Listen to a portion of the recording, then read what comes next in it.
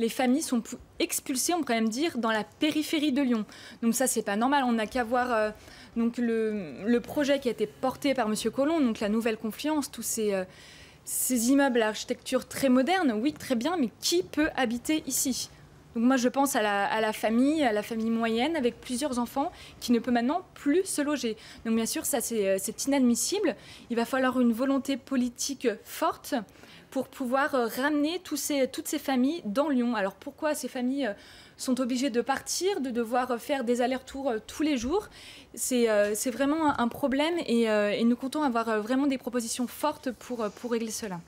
Des propositions fortes, vous dites, ce qui est étonnant, Thomas Rudigoz, dans ce nouveau gouvernement, il n'y a pas de ministère du logement, il est intégré au ministère de la cohésion des territoires.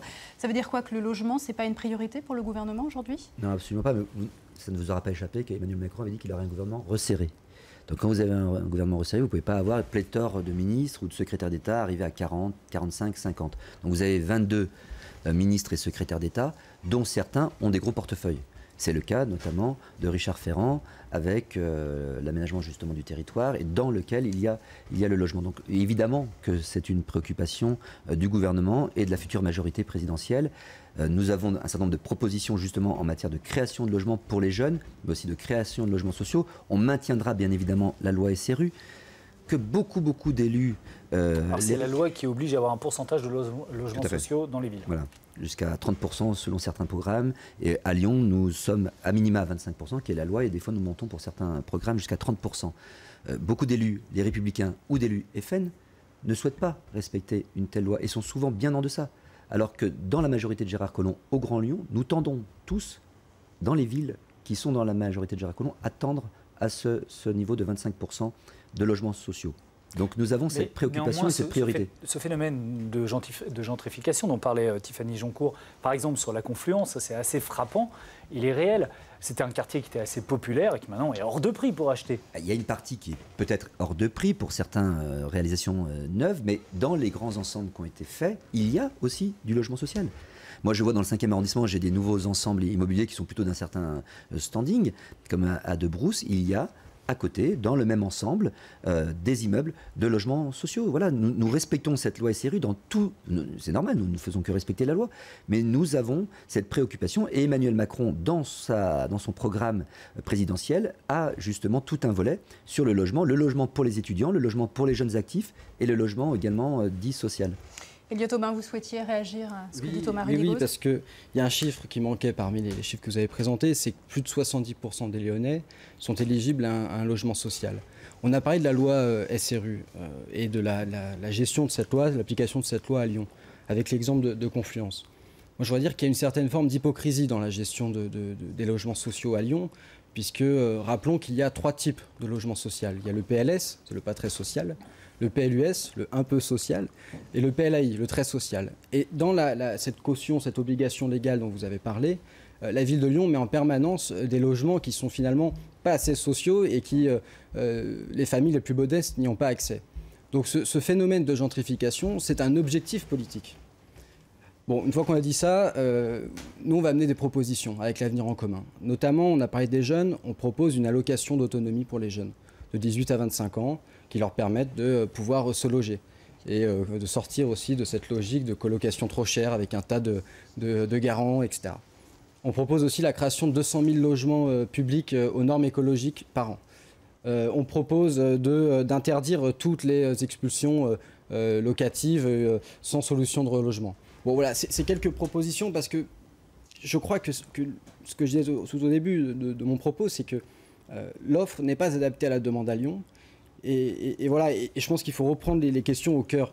Il y a 30 000 enfants qui dorment dehors tous les soirs. Voilà. Qu'est-ce qu'on fait pour ces gens-là ? Qu'est-ce qu'on fait pour tous ces gens qui sont sans logement ? Ça doit être le point de départ de toute politique publique en matière de logement. Et je crois qu'il faut vraiment s'y concentrer parce que vous avez pris l'exemple de Confluence et de la Tour Icône.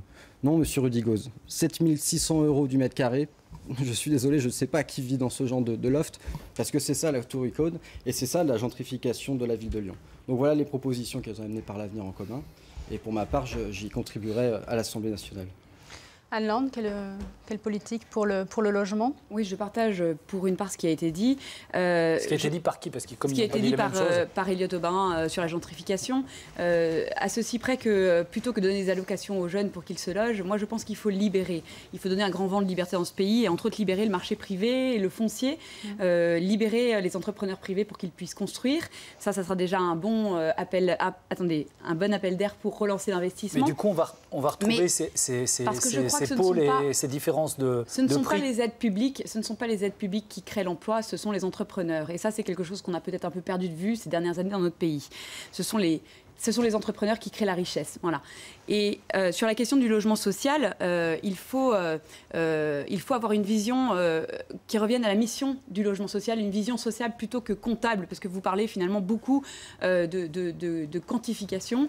Moi, j'aimerais qu'on revienne plus à la démarche sociale. Vous disiez effectivement qu'il y a encore trop de personnes en France sans abri. Il y a 145 000 sans-abri dans notre pays. Et aujourd'hui, il est impératif que le logement social revienne aux plus démunis, aux plus faibles et particulièrement aux femmes avec enfants, aux femmes seules avec enfants et aux familles qui sont réellement, véritablement dans le besoin. Pour cela, nous avons des propositions très claires. Pour libérer le marché, il faut supprimer la loi Allure qui est totalement contraire au principe de liberté, au principe de propriété en encadrant les loyers.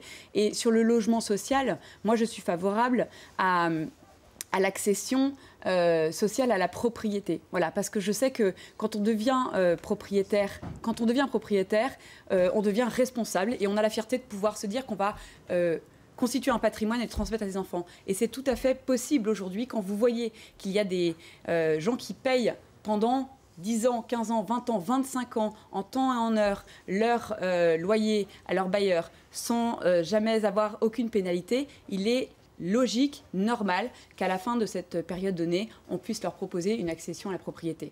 Voilà les idées que moi je défends pour les Républicains pour être député de la Nation.